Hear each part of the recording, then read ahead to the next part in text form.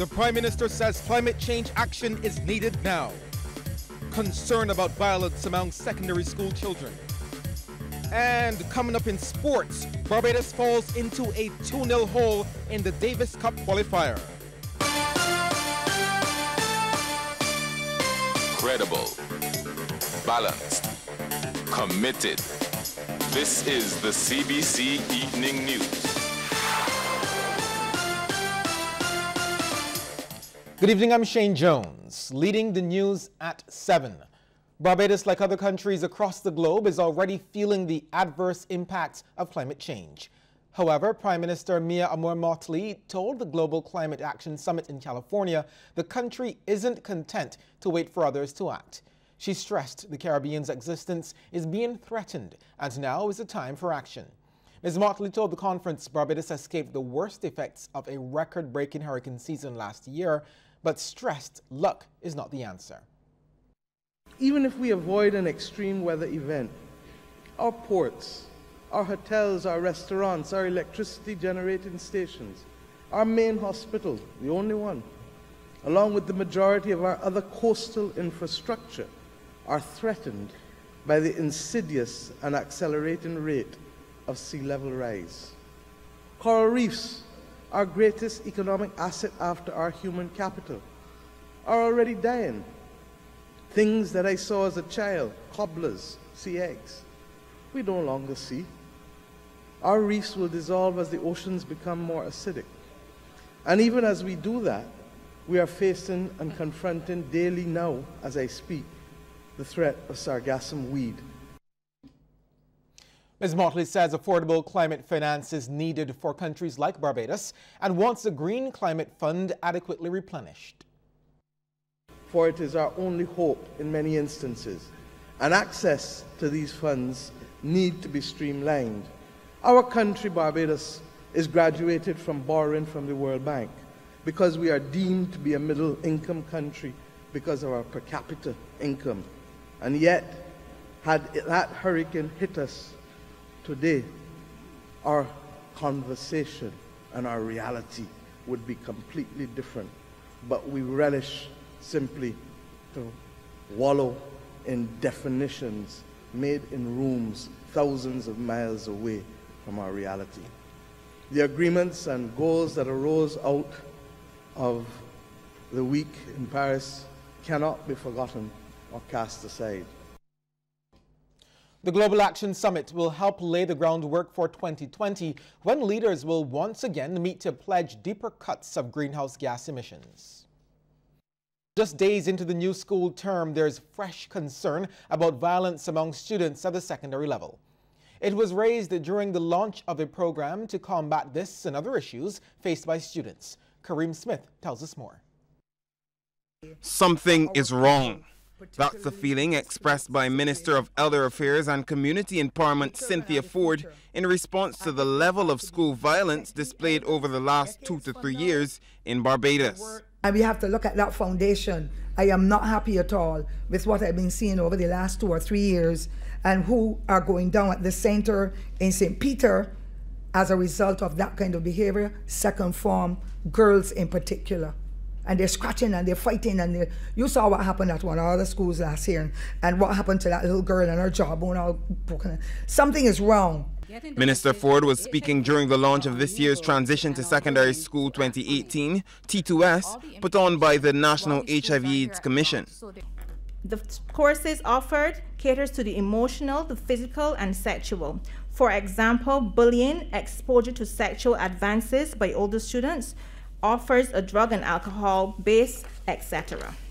In his speech, Dr. Rommel Springer endorsed the program, noting the vital role played by the education sector in youth development. The new school environment can be sometimes very daunting and overwhelming for these young persons, especially after coming out of the relatively safe haven of the primary school. Meanwhile, Dr. Dawn Chesney Bino was awarded for her outstanding work in the T2S program. At the time, she was a teacher at the St. George Secondary School, but has since moved on to the Springer Memorial School.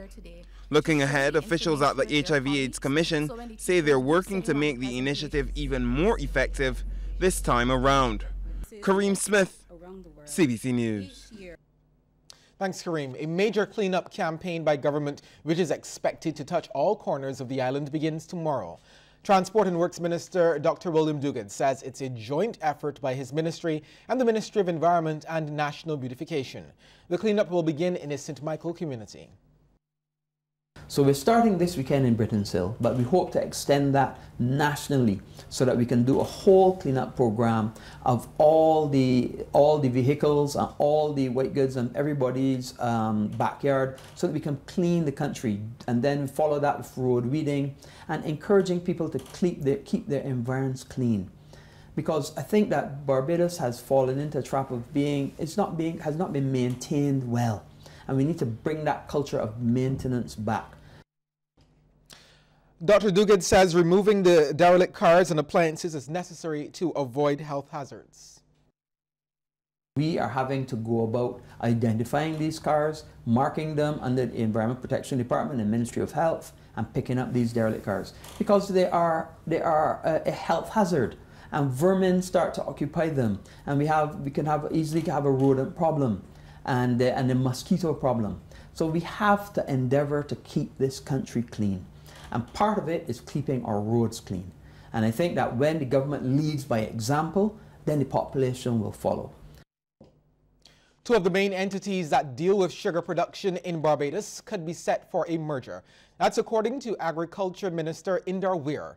He's alluded to a partnership between the state-owned Barbados Agricultural Management Corporation and the privately run Barbados Sugar Industries Limited. Lisa Broom tells us more.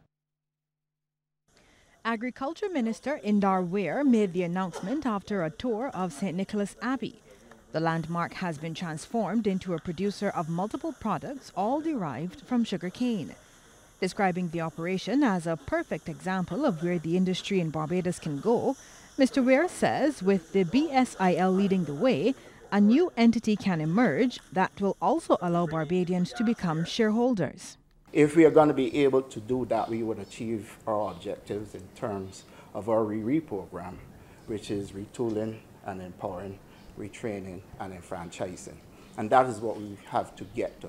We have to get there simply because under our current IMF arrangement, BAMC will not have the luxury of getting the large subsidies that they're accustomed to. And if you're going to be shaving off close to 12 million in subsidies to the BAMC, then we have to find a way to be able to bridge that financing gap. Mr. Weir says he's instructed BAMC's chairman to start work on that process. While owner Larry Warren led the tour, pointing out the operations and showing some of what's produced at the St. Peter plant. This includes a line of specialty syrups, sugars and rums, with all 100% local inputs. Mr. Weir says this could generate more employment in what could be a true sugarcane industry. In addition to sugar, in addition to the opportunities that would be available for entrepreneurs to get involved in the direct packaging and consumption of sugar, you have opportunities for our rum distilleries to be able to produce more rum using local inputs, as I've said before. And like Larry said earlier, with a geographical indicator, how that is framed out and how it is settled, the point is that it gives us an opportunity to use more Barbadian inputs and create more opportunities for Barbadians to get involved. The minister says they're also going to focus on generating energy using the bagasse from the sugarcane. Lisa Broom, CBC News. Small entrepreneurs willing to take chances will be the ones who move this country forward. That's the belief of Minister of Maritime Affairs and the Blue Economy, Kirk Humphrey. He says while Barbados no longer has an abundance of financial resources, it hasn't lost its wealth of human capital. And there's no denying it for anybody, Barbados is challenged. But I also feel that I must remind you who we are. And that at the end of the day, this is not the first time Barbados has gone through some tough circumstances. We've been here on more than one occasion. This probably is one of the more tougher occasions. But what has gotten us out of it every time has been the people.